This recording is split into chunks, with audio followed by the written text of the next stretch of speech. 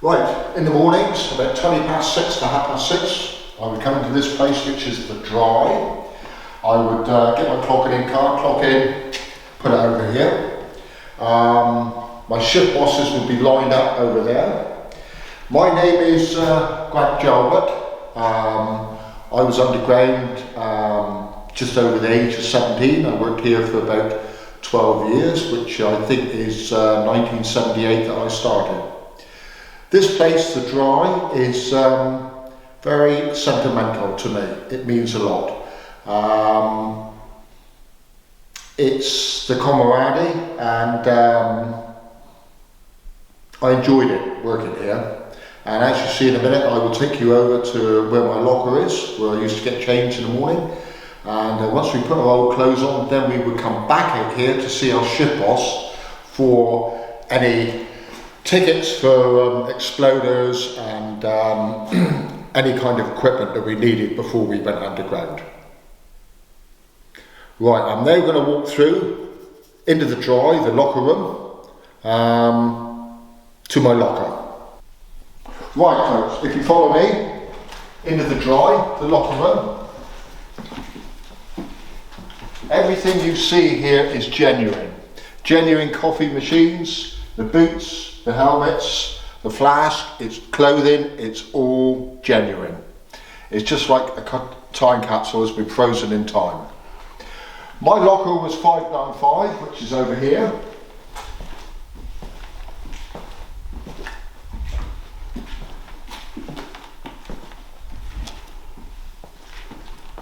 We all had two lockers, one for our filthy clothes and one for our decent clothes.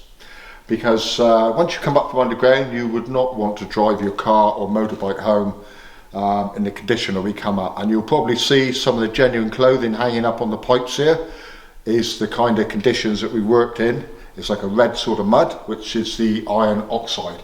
And we got plastered in it. And I mean every bit of our bodies got plastered. So it didn't actually harm us. This place was obviously quite nice and warm in its day because the pipes are there, hot water pipes to dry the clothes out. And I look at some of the clothing here, and I have got a feeling, I cannot swear to it, but one of them does look like my shirts that's hanging up on the pipes. But it certainly wouldn't fit me now. I put on a little bit of weight since then. Right, I would now have my filthy clothes on, ready to go out and see my shift boss for anything I needed for underground. So if you follow me out to where the shift bosses would be, depending on what level you're on, you would have a different shift boss. One shift boss would look after 2 or 3 levels. My particular shift boss was the man that was here, which is Carmelo Finelli, and he was Italian. He'd done his drilling underground, and then he was taking a little bit easier life. That's why he was a shift boss. So I would get whatever I needed from him, as in tickets wise, and then we would proceed to get our exploders out here.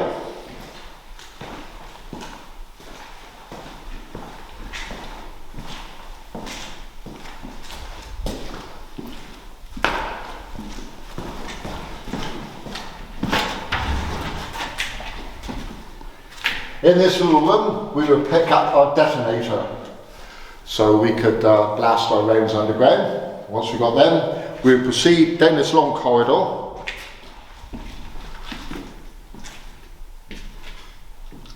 to get our lamps for underground. So we'd be walking down this corridor,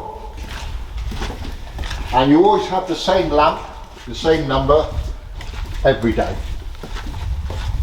It would have been charged up from the night before, because when you're underground and it's dark, it's not like when it's dark up on the surface. When it's dark up on the surface, you touch your nose with your finger and you can see it. Underground, you can't. Just here, the guy would come out and give me my lamp. As you can see what's on the stand there. And those batteries actually weighed £6 in weight, roughly. and you had to carry those all day long. Now it seems quite heavy, but at the time you didn't think nothing of it, and that's the way it was. Once you got your lamp, you would proceed down to the shaft bank. It would probably be now about 7 o'clock in the morning. Depending what level you're on, the cage would start at the top levels, dropping the men off first and working its way down, so the bottom levels would be the people that come out last of all, especially if he's going 15 level, and a lot of people get in there because they then have the sub incline that would take the guys down to the further levels, which is 16, 16 underfoot, 17, 18 or 19 level. Okay, obviously working here back in the late 70s was a well-paid job. Yes, it was at its high risk, but it was good money. You had the maintenance men, you had trammers, but you also had the drillers. If you wanted the top money, drilling. You were paid on the distance of ground that you break. So the more ground you break, the more holes you drill, the more money you get. Back in the late 70s, some of the guys were averaging up to £100 a day. In some cases, some earned a bit more than that. But to earn that kind of money, you don't stop for nothing. It's extremely hard work, working in that kind of heat, and you just be having swigs of water.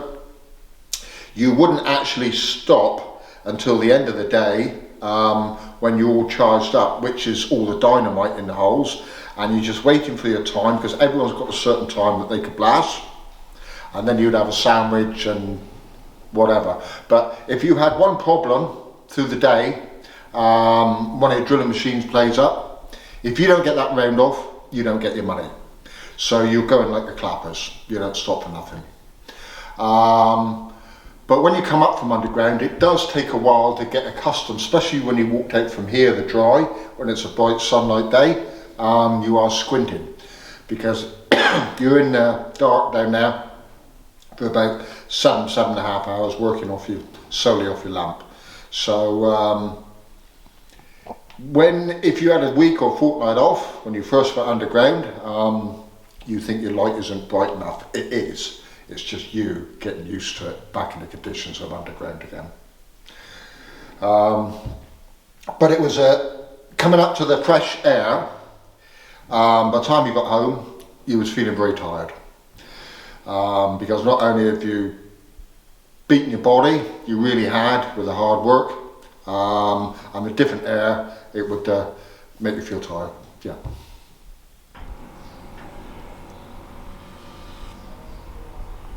Okay, we now would have done our shift underground, and the time would be, depending what level you're on, anywhere from 2:30 to about 3:10.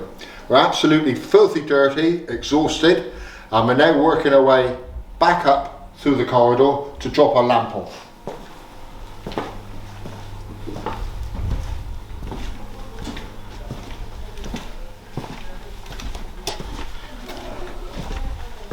We would return our lamp so it could be charged up overnight, ready for the next day in the morning.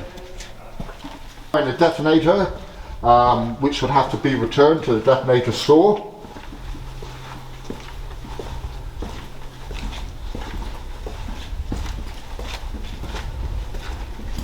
And then we would see our ship boss for a second or two, or a couple of minutes, and make sure everything's okay.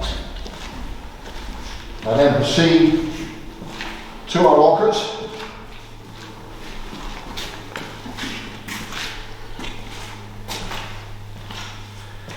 Some of the guys would have a cup of tea or coffee, which is from the machines here when they come up from underground. Some of them didn't bother. So I go over to my locker, undress, get my towel, soap, shampoo, and into the showers to get all cleaned up.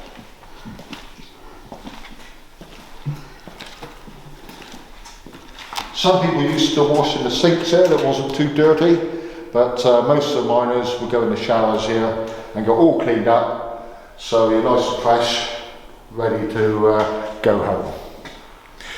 Depending which way you're working to, we would clock out usually anywhere from 3:15 to 3:30.